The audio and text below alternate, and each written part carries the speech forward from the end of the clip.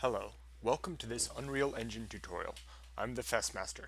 Today I'm going to start talking about blueprint connections or making two blueprints talk to each other. There are a variety of different ways to do this in Unreal, each with their own benefits and drawbacks, as well as specific uses that they are good for. This week I'm going to be going over blueprint interfaces. A blueprint interface is basically a list of events that a blueprint class can implement, each in their own unique way. A reference to any object can be used to message one of these events, and if that object's class implements them, the object will run the associated code. So for this tutorial, I'm going to be setting up some basic character interactions with the world to show this mechanic. So in the first-person VP blueprints, if we right-click under blueprints, there'll be the option blueprint interface. You can create one of these and name it character interaction interface. And if we open that up, it is a very different graph. You'll notice that this graph is a read-only graph. We cannot actually edit this graph at all. The only thing we can do is rename this function. We can rename this function and call this, or actually let's call this click, and then we can change the inputs and outputs of this function. So while I said earlier that the blueprint interface does events, which is what it primarily does, if you create an output, it will be a function that you can then override in the class that implements this. So let's just create a new event and make this a first-person character object reference. We'll call this clicker for the person who clicks. So this will be a function that is run inside of a class once the player clicks on them. And we won't put an output, so it'll be an event. So we compile that, and there we're done. So if we open our first-person character up, we can remove the input action fire from its current code. Just ignore all the spawn projectile. And then I made this last tutorial, so we're just going to use it. It's basically a line trace function. Very easy.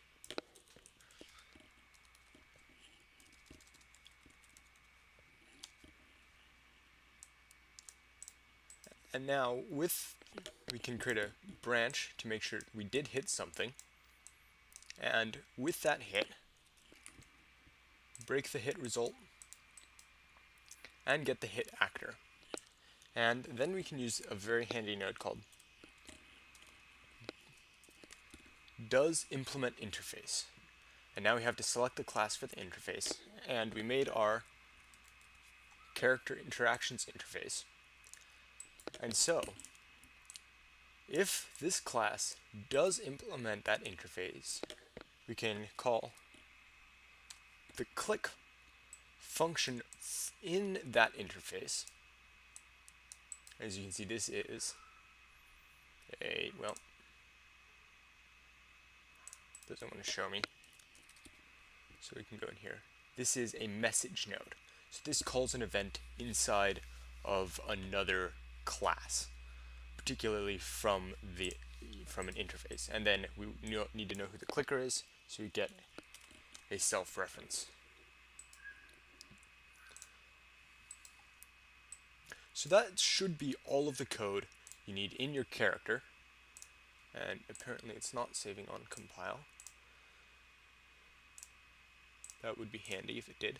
And now, if we go to make another blueprint class, we can make this on a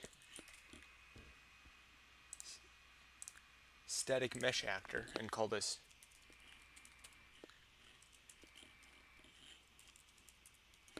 interactable machine. And it's just select a static mesh for this, a cube. What's a good material for this?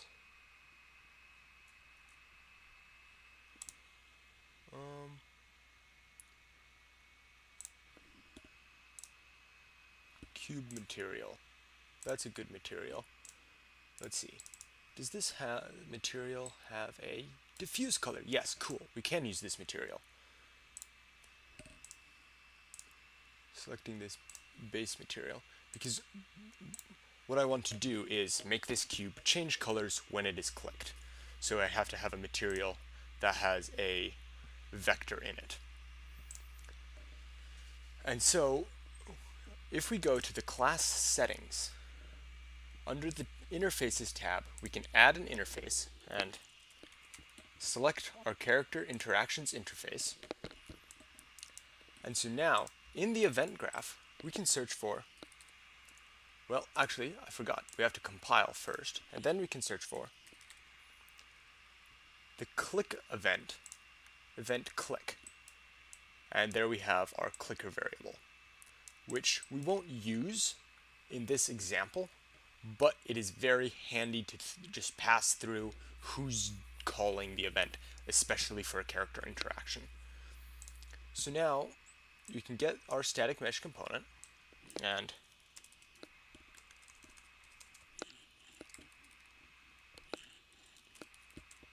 create a dynamic material instance for element 0, select base material as it,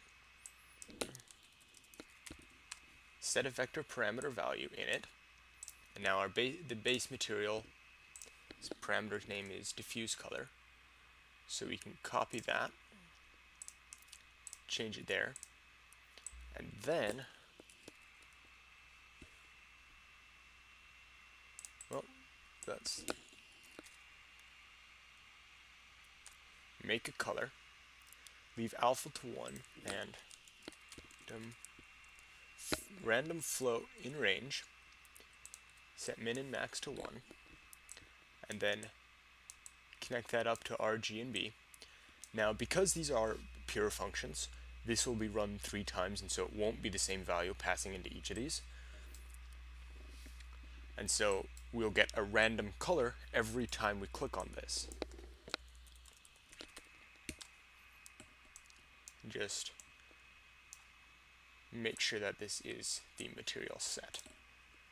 And now, if we compile, come back to our world, and put one of these here in front of the character, we can come here and click on it and change the color. And apparently, I was wrong, and it is running it once for all 3, which is interesting.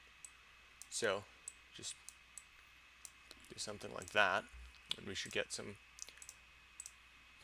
better random colors every time we click on the block. But if we click on other things, it doesn't do it. Only on this block, because that's implementing the interface.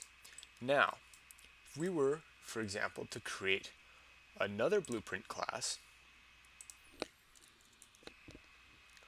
again, just base this on static mesh actor, call this interactable ball, because we'll make this a sphere.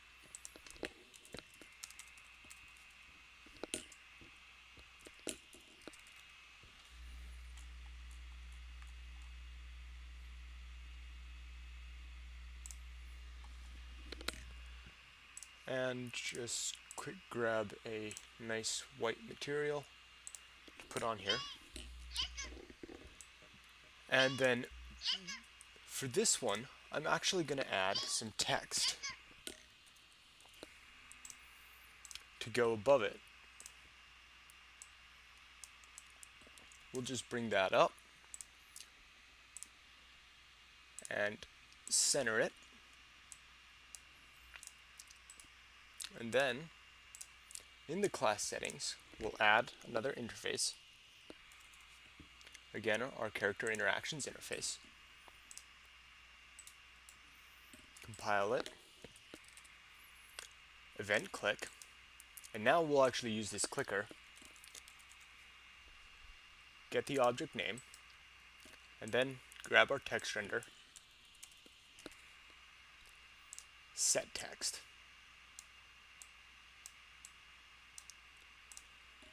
and then if we were to drop an interactable ball into the world,